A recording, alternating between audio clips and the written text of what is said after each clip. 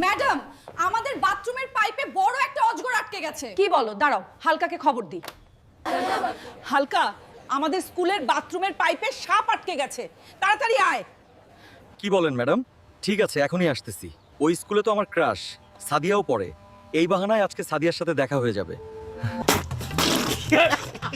Madam, আপনাদের স্কুলের bathroom কোন দিকে? ওই যে ওদিকে। ওরে শালিরা,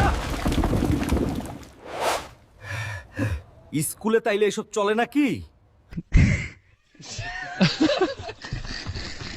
এই দেখেন, আপনাদের স্কুলে এসব চলে। বাথরুমের পাইপে বেগুন ঢুইকা জ্যাম হয়ে গেছে। ছি, আমার স্কুলে এসব আজকে সবার খবর আছে।